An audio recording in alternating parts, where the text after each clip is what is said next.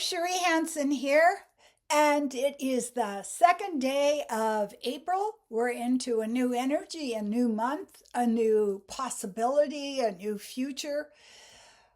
But one of the things that I notice myself doing is finding the comfort in despair. It is a neurological habit, it is a pathway, it is a way of thinking. Uh, the curmudgeon is right.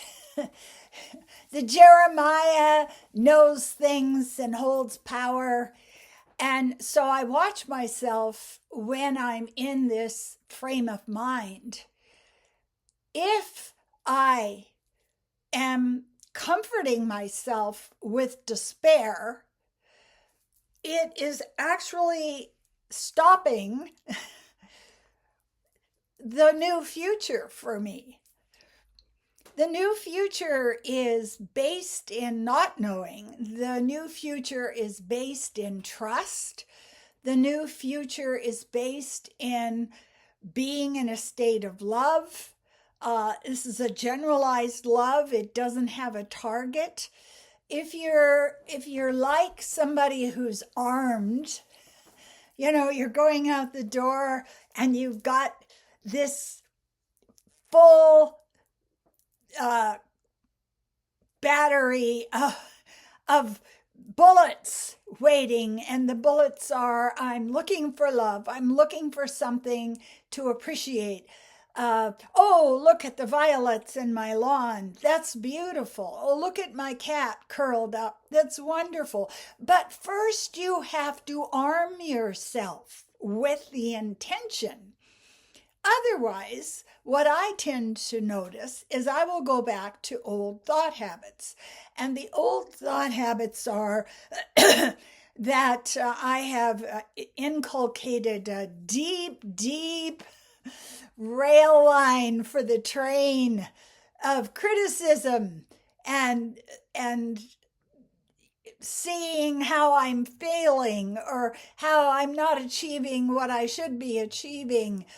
And this entire sense of should, could, would is the instead of I think I can, I think I can, I think I can, what I get back into is, oh, you can't. Oh, you can't. So the big ghost phantom of despair came up for me today. I felt tired and sluggish. I felt like I had abandoned myself. And this is the interesting thing. When you were abandoned as a child emotionally, you will tend to abandon yourself instead of being in a place where you trust yourself. I have never been in the hands of people that I trusted under the age of 7, so I don't even trust myself. And where we go when we have that hardwiring, that rail track laid down toward failure and depression, and the tempting thoughts are laying along the path of the day. Here's the candy of despair. Here's a beautiful plate of dates, of sweetness, of surrender to not trying. And we have built that over time. So to get in a place where I see it arising, and it was arising big time today. Many of the things I have tried lately haven't worked out. And of course, that will put me into the Camille. I'm just dying of tuberculosis and coughing. It's just a matter of time before my lungs fail. So we get into that place of turbulence, that place of just allowing these critical negative thoughts to dance in front of us. It's like, evil witches around a fire. So I found today I had one of the astrologers that I pay attention to do a reading today and brought me another point of view. It's very comforting to hear that it's been a shitstorm since September for me. It validates it. It's like, oh, that's just a difficult passage I'm going through. I'm going through, Death Valley days. And the comfort I get when I hear that from outside of myself is, you're still standing. You're still making positive choices, and they can be very small. Yesterday, I got my hearing aids repaired, and I have kept the house clean, and I'm managing my bed and breakfast, and my cat is happy. But of course, my ego mind is always pushing for more. The question is, how much more do I need to accomplish before I will give myself a break? Really? If I win something, if I have a battlefield with the heads of my fears and my my ghosts piled up, am I now in a place where I can just be of good heart? No, not while I have this mind habit. And so I go to a place where I went for a walk last night, and I found some beautiful blue flowers growing in someone's lawn. And I looked at that as a shift. Right now, I need to stop. I need to look at the blue flowers. I have to see that they're harbingers of spring, of beauty, of a better time. So I am using my intention to wire another thought process. I'm using my intention to come into my life with more optimism, with more trust, with more support for the fact that I am human, and a human being has emotions. So it's kind of like, I've talked about this before. My mother taught me when I was in school. I had a bit of dyslexia and some trouble learning to read.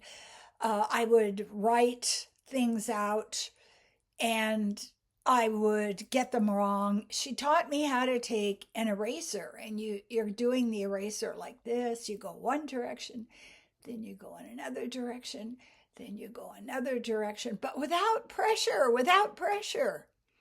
You just repeat the erasing gently, without pressure, and eventually the wrong word disappears. And now you can write the correct word. And this, I felt, was very instructive for my spiritual journey. See the negative thoughts that are arising. See the song of despair that the ego is singing to you, the harsh corrections it is speaking to you, the chanting of curses that it is wired to present to you, and just gently get into a place where you're not reacting to that. You understand what's going on. You understand that that is a mind habit. And now you're just looking for small things that can disrupt that. The blue flower, the beauty of my cat curled up like a cinnamon bun in the chair. The fact that it's been raining for so many days which means the earth is being blessed.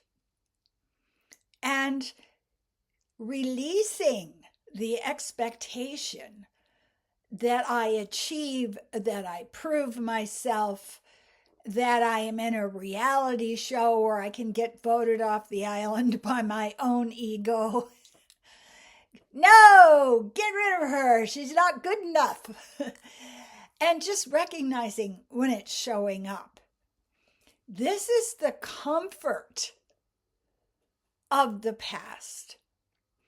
This is wrapping yourself in darkness, in criticism, in negative beliefs, and learning to unwrap and open up, chest out, high heart out, and say, I believe that the universe is teaching me something that makes me more powerful, more capable of being a witness for the positive in life. And that is the path that I am on. Please get a hold of me if you would like a psychic reading, if you would like life coaching. I have life coached myself out of the darkest times, and I have learned how to do this. Like I say, I am an experiment. And I've gotten to a place where I now trust that which I cannot see yet, feel yet, understand yet. It's all about submission. Thank you to everybody that is subscribing. Subscribe right now if you haven't as yet. And I want to thank so many people who are subscribing. And it just makes my heart more stalwart on this journey. Like, what the hell is happening? None of us knows. So we have to get to a place where we make our own map. We draw our own map as we set out in this life. And I want to say to you, as I always do, thank you for your comments, for your subscriptions, for your support.